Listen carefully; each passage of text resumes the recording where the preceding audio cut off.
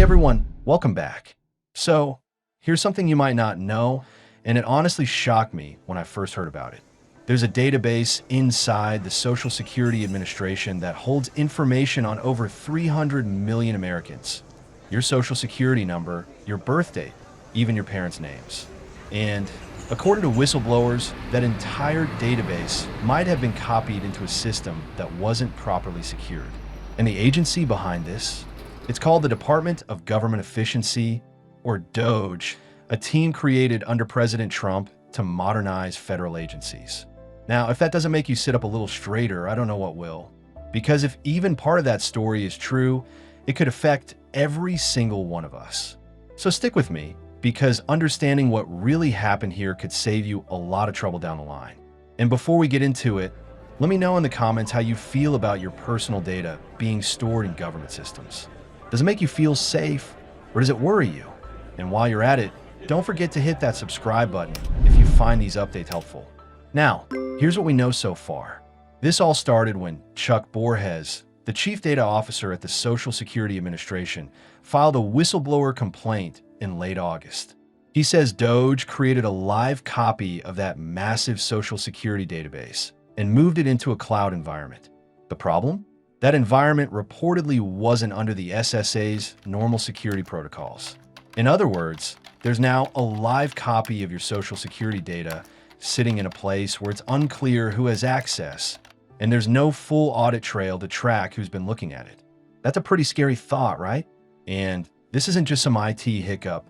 The SSA itself labeled the situation very high risk, with the potential for what they called catastrophic impact. Imagine if that data got out. Every social security number in the country could be exposed. That's not just a headache, that's identity theft on a national scale. People could lose their benefits, banks could freeze accounts, and we'd be talking about years of cleanup. So how did DOGE get involved in the first place? Well, President Trump created this department at the start of his second term. The goal was to cut through red tape, speed up government processes, and use modern tech like AI to root out fraud and waste. And on paper, that sounds good. Most of us would agree that government systems can feel outdated and inefficient. But the way they went about it raised a lot of eyebrows. They brought in people from tech companies, even some with questionable backgrounds, and gave them access to incredibly sensitive federal systems. One name that keeps coming up is a 19-year-old cybersecurity specialist. Reports say he'd been linked to a hacking group before landing this job, but somehow he ended up with one of the highest security clearances in the federal system. And then there's a former Neuralink executive who became the chief information officer at the SSA. He was the one who approved moving the social security data into that cloud environment, even though internal security staff strongly advised against it. Now, according to DOGE, this was all about improving efficiency.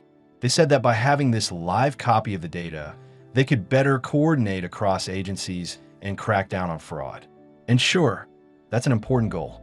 Fraud costs taxpayers billions of dollars every year. But here's the thing. Efficiency shouldn't come at the cost of security, especially when we're talking about something as sensitive as social security numbers. And here's where the story gets even more complicated. Earlier this year, a federal court issued a restraining order that was supposed to stop DOGE from accessing SSA data. But Borges says that over one weekend in March, DOGE staff somehow regained access and might have even expanded what they could see. If that's true, it's not just a technical problem anymore. It could be a violation of federal law. You see, the SSA keeps saying publicly that there hasn't been a breach, that your data is safe and walled off from the internet. And maybe that's technically true. Maybe the data hasn't leaked out to the public. But that doesn't mean it's secure, not when internal emails and risk assessments are warning about vulnerabilities and lack of oversight. That disconnect between the public statements and the internal concerns is what's making people nervous. And what's strange is that this isn't the first time we've seen something like this. Remember the OPM breach back in 2015? That exposed millions of federal employees' records and took years to clean up. Or the Equifax breach that hit almost everyone with a credit history. Those events cost billions of dollars and shook public trust.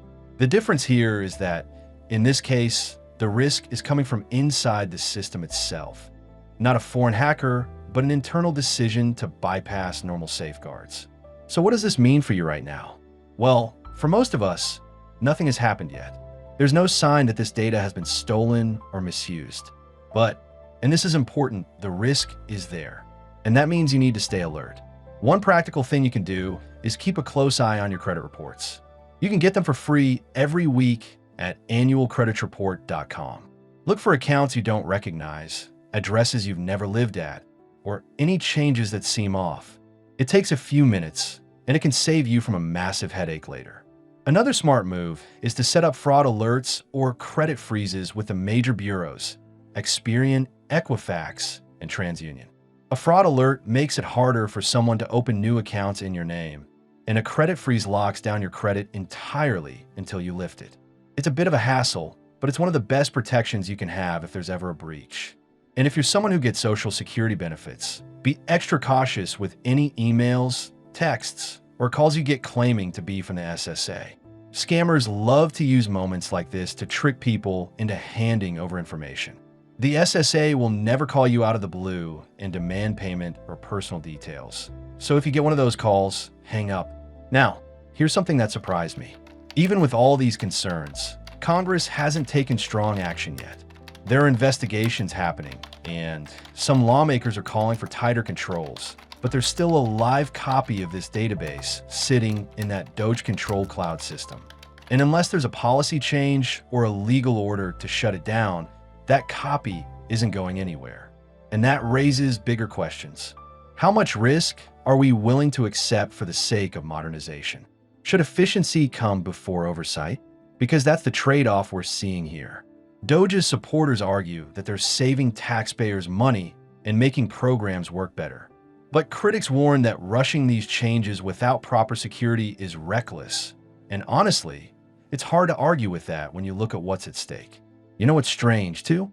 This whole situation has kind of flown under the radar. You'd think that news about the entire Social Security database being at risk would be everywhere, but it hasn't gotten the same attention as other scandals. Maybe it's because it's complicated, or maybe because no one has felt the immediate effects yet. But make no mistake, if something goes wrong, it won't just be a headline, it'll be a crisis. Speaking of oversight, remember how I mentioned those internal risk assessments? One of them reportedly said that if this data were compromised, it could take years and billions of dollars to fix. That's not something the government can just quietly sweep under the rug. It would mean reissuing Social Security numbers for the entire country. Imagine how disruptive that would be. Everything from your bank accounts to your tax records would need updating. And during that chaos, identity theft would explode. But here's a bit of perspective. This doesn't mean you should panic. The system isn't broken beyond repair, and there's still time to fix these vulnerabilities. What it does mean is that we need transparency and accountability, and that starts with knowing the facts, not just the headlines. So what should you do next?